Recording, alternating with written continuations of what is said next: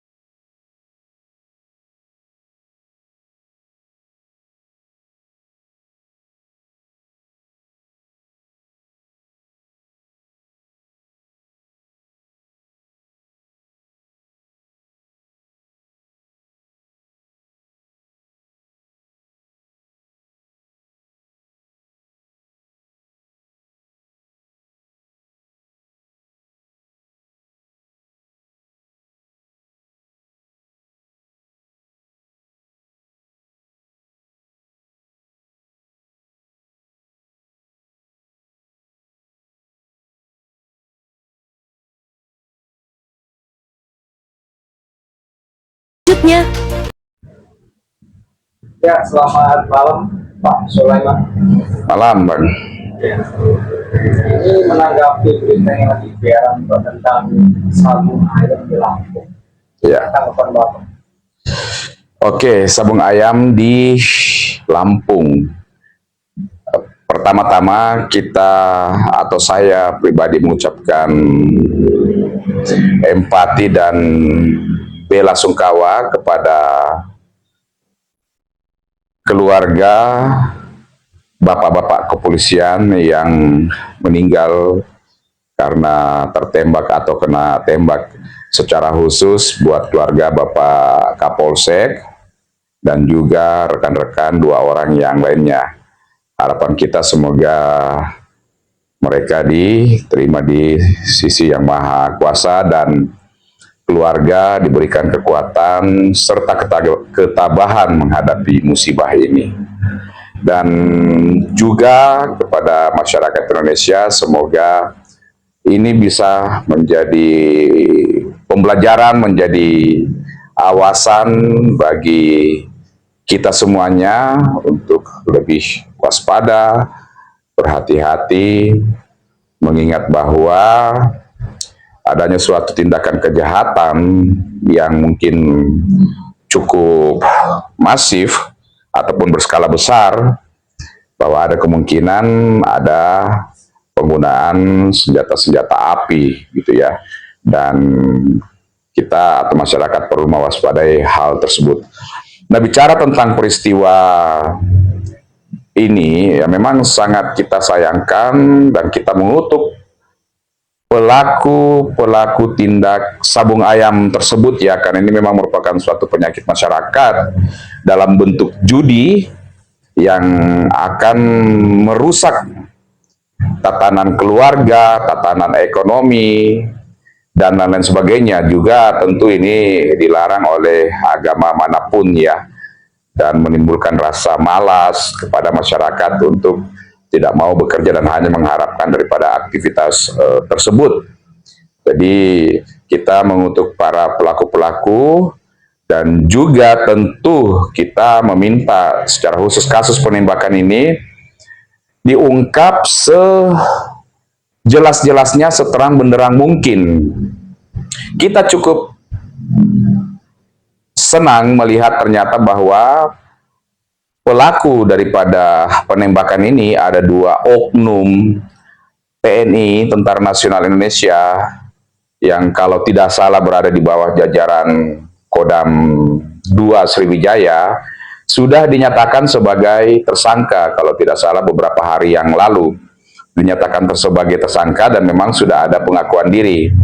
Dan juga bahkan ada tambahan tersangka kalau tidak salah itu dari oknum kepolisian, dari BRIMOB ya. Nah, ini menunjukkan bahwa institusi terkait sudah serius untuk menangani hal ini.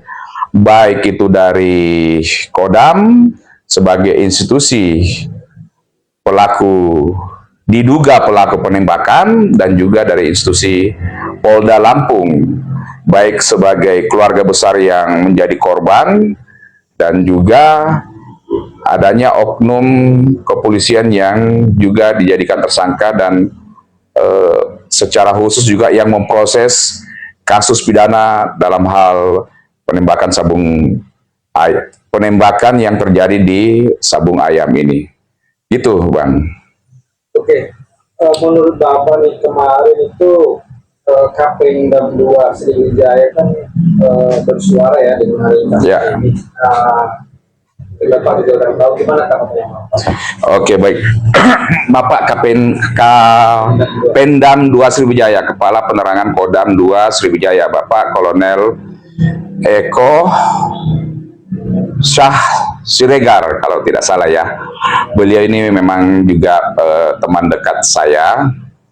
Nah, bicara apa yang disampaikan, mungkin perlu kita lihat duduk perkaranya, bahwa tentu beliau tidak menafikan ini memang ada kasus penembakan yang harus diusut setuntas-tuntasnya, dan di mana sudah ada 2 pelaku itu sudah menyatakan mengaku dan menyerahkan diri. Nah, itu adalah satu hal, saya yakin bahwa itu tidak mungkin diingkari atau dinafikan, bahwa ada korban, 3 orang korban, bapak-bapak dari kepolisian, secara khusus juga kepala kepolisian sektor di sana ya, atau Bapak Kapolsek. Cuman memang yang disorotin oleh beliau bahwa di balik semuanya itu ya mungkin adanya dugaan aliran-aliran dana tertentu, dan ini juga minta untuk diproses, minta untuk diungkap sehingga transparansi benar-benar lebih utuh, tidak hanya di dalam proses pidana penembakan itu, tetapi juga di dalam proses pidana masyarakat ini, dalam artian kenapa bisa Sabung Ayam ini bisa terjadi, bisa diduga pembiaran. Apakah memang tidak diketahui oleh aparat kepolisian setempat, demikian juga aparat TNI setempat, atau memang diduga diketahui dan adanya aliran dana tertentu ke oknum-oknum. Nah, itu yang mungkin diungkapkan. Walau juga Pak Kapolda menyatakan bahwa kalau memang ada bukti, ya silakan disampaikan. Tetapi ketika Pak Kapendam ini menyatakan seperti itu, ya mungkin seharusnya atau seyogyanya juga baik pihak Polda Lampung ataupun Kapolres ataupun level Polsek ataupun Propam Polda yang berwenang juga melakukan tindakan pengusutan, dan rasanya sih ini mungkin sudah berjalan. Jadi memang ada suatu hal yang mengganjal, aneh ya, dipertanyakan oleh masyarakat semua ketika ada suatu arena Sabung Ayam, dan setahu saya itu berlangsung cukup lama ya, entah berapa bulan atau sudah ada setahun di suatu wilayah yang baik itu Polsek ataupun Koramil tidak mengetahui ya. Karena kenapa? Di setiap Polsek, di setiap Koramil ada bintara pembina ya, ada bintara pembina yang adalah kalau di kepolisian itu Babin Kamtipmas, dan di Koramil itu adalah Babinsa. Nah, mereka ini yang benar-benar mengukur daerah teritorial dengan teramat sangat jeli, dan aktivitas bapak-bapak ini yang baik itu Babin Kamtipmas maupun Babinsa itu pasti akan menyebar dan terus patroli wilayah. dalam keseharian mereka, dan biasanya itu selalu berdampingan antara Babinsa dengan Babin Kamtipmas, sehingga selalu ada sharing informasi.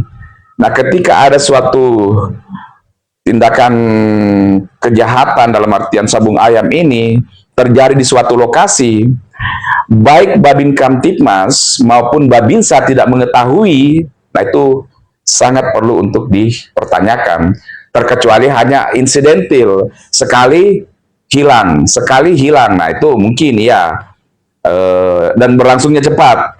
Tetapi kalau berlangsungnya lama dan ada arena, kalau kita melihat di video-video yang beredar bahwa di situ sampai ada kelihatan kayak pagar-pagar tertentu, pagar bambu, ada kendaraan, ada tempat transaksi jual-jual makanan, ya semacam kayak pasar tradisional rakyat. Nah, ini yang memang harus disorotin, dan ini juga yang disorotin oleh Bapak Kapendam. Bahkan kalau tidak salah, Bapak Kapendam ya sudah mengakui bahwa harusnya diduga ada dana yang masuk kepada Koramil ataupun Polsek ya. Nah, ini memang harus yang perlu diselidiki. Tetapi secara nalar, secara logika, dengan melihat atau mengetahui struktur daripada Polsek maupun Koramil, bahwa di Polsek itu ada Babin Kamtipmas, di Polsek ada Babinsa, harusnya itu semuanya itu kejengkal ya bahasanya ya. Semuanya itu termonitor dengan baik. Itu satu. Nah, berikutnya bahwa yang sepengetahuan saya yang juga berkecimpung di daerah teritorial, di level Polres dan di level Kodim, itu mereka punya intel yang dibagi berdasarkan wilayah masing-masing, dibagi berdasarkan kecamatan masing-masing. Nah, itu terus bergerak terus. Baik intel dari Kodim maupun intel dari Polres, itu bergerak di lapangan, mencari informasi, memetakan apakah ada suatu perbuatan-perbuatan jahat, makar terhadap negara, kejahatan-kejahatan yang terstruktur, termasuk hal-hal yang seperti ini. Nah, kita memang mempertanyakan kalau sampai paling tidak di level Polsek dan di level Koramil, ini tidak dipetakan atau tidak dideteksi. Demikianlah yang disampaikan menurut saya oleh Bapak Kapendam, Bapak Kolonel Eko Siregar, bahwa ya diduga memang ada aliran dana. Dan kalau kita lihat beredar fiti-fiti, ya memang ada suatu komunikasi, walaupun perlu dibuktikan pembenarannya, bahwa memang ada aliran dana. Tetapi secara nalar, struktur daripada struktur daripada Polsek maupun Koramil harusnya ini bisa dideteksi. Nah, kalau memang itu ternyata bisa bertahan, berarti ini yang dipertanyakan oleh masyarakat. Karena kalau kita menuduh, ya tentu harus ada pembuktian.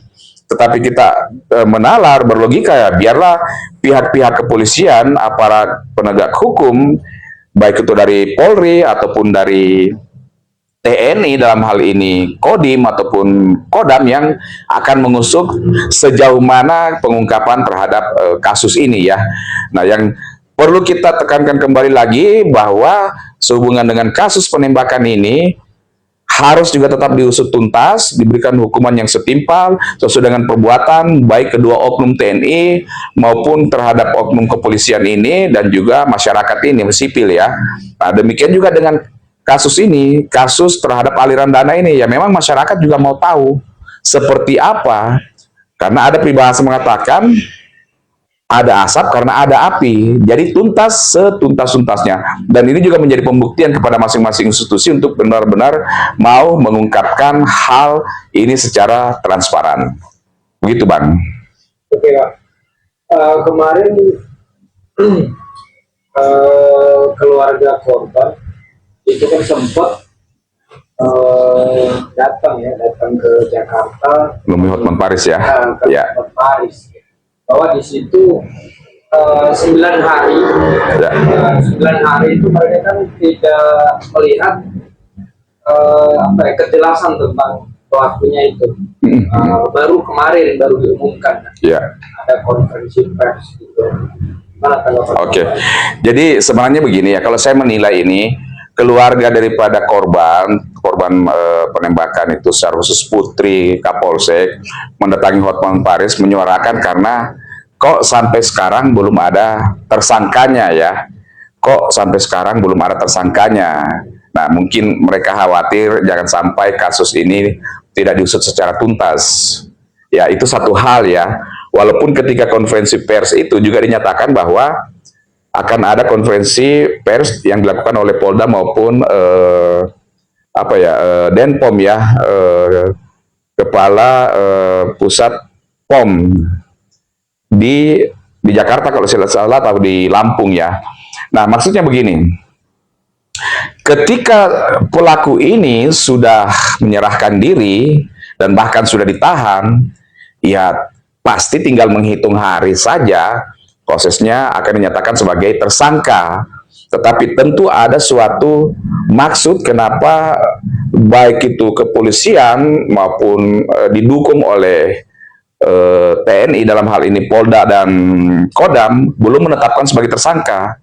Semisal mungkin mau pengembangan terlebih dahulu, ya, mau lebih clear, lebih jelas duduk perkaranya. Karena ketika dinyatakan tersangka dan memang sudah mengakui, ini yang masih terus didalamin. Dan ini ternyata kita melihat ya, ternyata kita melihat bahwa ada dua tambahan tersangkanya, satu dari oknum kepolisian, satu dari masyarakat sipil. Nah, inilah sebenarnya kalau menurut saya buah daripada sedikit kesabaran supaya kemudian lebih transparan dan menghasilkan status hukum yang lebih jelas bahwa ternyata bukan hanya dua orang oknum ini yang berbuat, tetapi dibantu atau ada yang turut serta, yaitu dua yang lainnya. Dan sekarang semuanya itu sudah menjadi tersangka. Dan bahkan kita lihat ketika dan Puspom ya, dan Puspom Komandan Pusat Polisi Militer dan Puspom menyelenggarakan konferensi pers di tanggal 24 kalau tidak salah ya, bahwa sebenarnya sehari atau 2 hari sebelumnya itu sudah dinyatakan tersangka, cuman mungkin belum dipublish ya, karena menunggu sesuatu dan lain hal. Dan jadi ketika dinyatakan tersangka itu bukan hari hanya itu dinyatakan tersangka, tapi 1-2 hari sebelumnya. Dan di situ juga pengungkapan bahwa ternyata ada pihak lain dan sudah dinyatakan sebagai tersangka juga. Jadi ini memang sebenarnya ketika pihak TNI dan pihak kepolisian sudah selaras bekerja sama untuk mengungkapkan sejelas-jelasnya, seterang-terangnya, maka tidak akan ada yang namanya mau ditutup-tutupi. Apalagi ini sudah ada pengakuan ya, dan masyarakat banyak yang menjadi saksi melihat peristiwa itu gitu.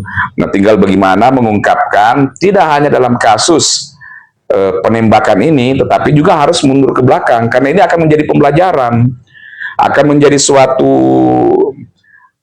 upaya untuk memberantas juga penyakit masyarakat dalam hal judi ini, baik dalam lingkup setempat ataupun ya lingkup-lingkup di wilayah Indonesia lainnya, bahwa masyarakat memerangi, aparat penegak hukum dan TNI memerangi perbuatan-perbuatan judi dalam hal ini seperti judi sabung ayam ini. Oke. Bagaimana menurut Bapak sebagai pengamat hukum, kemarin ada berita salah satu itu dihukum sampai 20 tahun. Ada dugaan itu perencanaan dalam hubungan tersebut. Oke. Maksudnya itu ada yang mungkin meminta mengusulkan sampai hukuman maksimal ya, hukuman maksimal waktu tertentu itu pidana 20 tahun ya. Jadi nanti memang akan dikembangkan, akan didalami oleh penyidik, dan ini pasti akan kerjasama antara baik penyelidik kepolisian ataupun penyidik dari TNI dalam hal ini POM, untuk mendalamin apakah memang ada perbuatan pembunuhan secara berencana sehingga jatuhnya ke 340, atau memang pembelaan diri ya, atau memang pembelaan diri ya. Kita belum bisa memberikan statement apa-apa, karena kalau dibilang pasti berencana, kita melihat konteks di mana Pak Kapolsek ini melakukan sweeping, semacam razia ya, semacam sweeping, mendatangi lokasi dan orang yang ada di situ. Jadi yang aktif sebenarnya itu adalah Pak Kapolsek atau pihak dari yang berwajib ya mendatangi arena.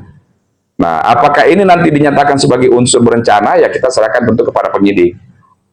Misalnya memang sudah ditungguin dan memang sudah akan menyiapkan senjata yang kalau kita dengar laras panjang, memang niat untuk langsung menembak, langsung membunuh, ya itu juga bisa dikatakan sebagai unsur berencana. Jadi kita melihat perkembangannya, tetapi kalau memang ini benar-benar berencana dan digali dan didalami memang niatnya itu sangat jahat, ya bahkan hukuman mati pun juga bisa kemungkinan bisa disangkakan atau seumur hidup, ya tidak hanya hukuman 20 tahun, tetapi nanti akan dilihat ya, didalami pasti, karena dalam hal ini kepolisian dan Tentara Nasional Indonesia bekerja sama, pasti akan ada transparansi terhadap peristiwa ataupun kasus ini, dan saya yakin dengan dimonitor oleh masyarakat, diawasi oleh masyarakat, tidak akan ada pihak-pihak tertentu atau oknum tertentu yang mau mencoba untuk bermain-main api dalam hal ini.